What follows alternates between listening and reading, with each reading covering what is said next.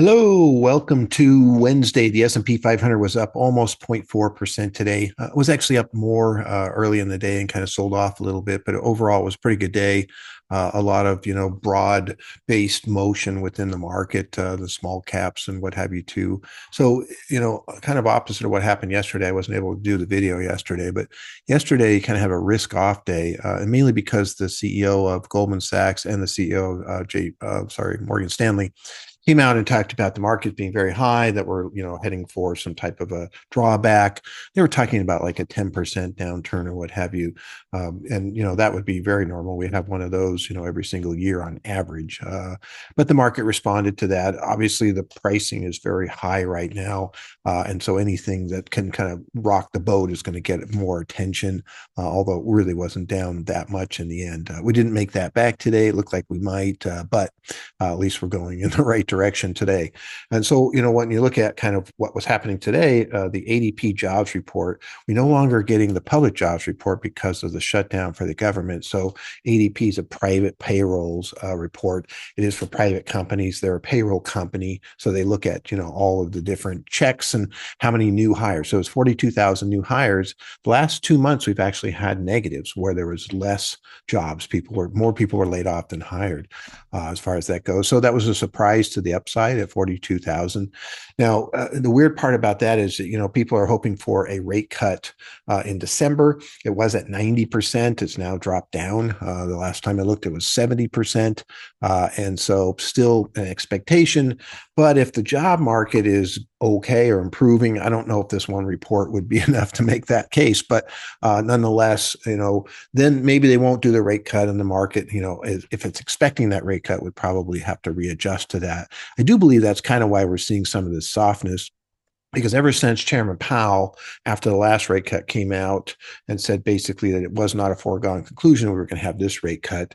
And these things are kind of factored in. When the market is betting there's going to be a 90% rate cut and then it drops, the market's got to readjust, really at least go sideways, which is more or less what it's been doing so far. So not a bad day. We did have kind of a unique situation with the Supreme Court is now, evaluating the emergency use of these tariffs. So the weird thing about this emergency situation is that it allows the president to regulate trade. So kind of like what they did when they were, restricting trade of NVIDIA chips to China, those types of things. There's nowhere in that declaration where it says that you can do tariffs. Matter of fact, that is Congress, a piece of what they're supposed to be doing. And so Trump's the first one to do that, actually did in 2018. And of course, he's done it in a big way here. I think it was 78% of the tariffs that are out there right now were done under this emergency declaration. And so it'll be really interesting to see, what the Supreme Court does. I'm not positive what would happen either way. So obviously, if they say it's okay, we're kind of in the same spot that we were before. If they say it's not okay, then you're going to have a refund of all of the tariffs that have been collected so far, plus interest. I just paid $136 to have a $400 piece of equipment shipped from Canada, for example. So I guess I could apply for a refund plus interest, which is interesting. Now, when you look at that two different ways, number one is the tariffs would disappear, at least temporarily. That could be good for the market. I feel like tariffs long term aren't going to work anyway. It's just my outlook. And it's certainly backed by history in terms of what's happened in the past when we've had tariffs this high. But so that would maybe be a good thing. But at the same time, those refunds would be tough because, we're running a deficit. So I'm going to assume that the money that has come in from tariffs has been, supporting that deficit and basically gone out to fund, the government as far as that goes. So it's not just sitting there. So they're going to have to go raise that money. And I think the bond market will struggle with that. We've seen that a few times where the bond market kind of reacted to at least the rumors about this and such too. So that's going to be a really interesting case. I mean, they're hearing arguments. I don't know that we'll hear any type of judgment from that for a while. I would think if they're going to, say, hey, these aren't allowed, they should do that sooner than possible because that would reduce the amount of refunds that had to happen. But it is a big decision. They'll have to see what they're going to do there. And there are other ways for them to do tariffs. We talked about that before, specifically these line item tariffs. And I think very much so they could get us back to the same tariff place, just in a different way, where they do these, aluminum and copper and steel and all of the pharmaceuticals or chips, semiconductor chips, whatever it might be, and they do these tariffs on those specific line item issues.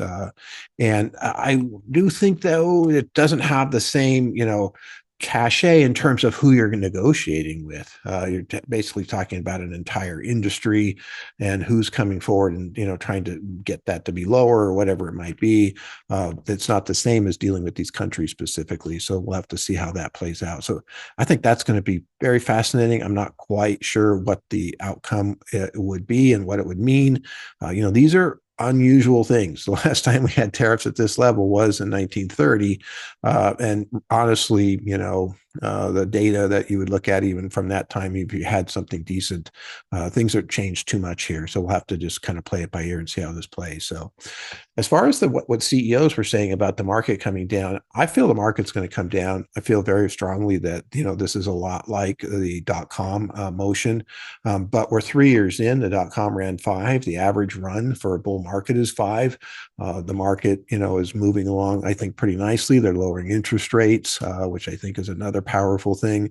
And maybe one of the things nobody's talking about is they're no longer doing quantitative tightening, which is where the Federal Reserve is kind of letting these bonds fall off of their balance sheet, which essentially restricts money. During the pandemic, they did quantitative easing where they were buying bonds, and that's why they have these on their balance sheet. And that brings in an increased money, which can get things to move up. So just stopping, the quantitative tightening is quite stimulative. So they're lowering rates and stopping quantitative tightening, and they could very easily turn that into quantitative easing if they wanted to, if they felt like the job market or whatever needed some help. And so I think there's, a very strong, motion along with all the momentum we already have. The AI build out really hasn't changed much, as far as that goes. So that's still going. So those things are happening. However, humans basically get too excited or too scared, either one, when it comes to the stock market. And so you see in like the 2000, we had this giant jump. I remember the NASDAQ doubled in 1998, and we started to see really crazy things.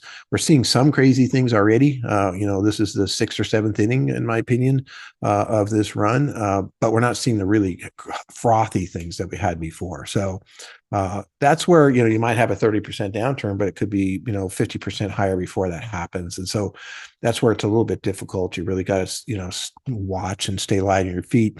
We still have some less exposure, about 25% less exposure to stock market, just because when things do fall, they'll probably fall so fast, we won't be able to kind of capture that as far as that goes. So, we want to be able to be in a spot to have some capital on the side, sitting in T-bills and ultra short-term bonds to be able to come back into the market at some point and hopefully get something cheaper as far as that goes. But that could be years away. The AI bubble, they're calling it, could be a lot bigger than anybody thinks.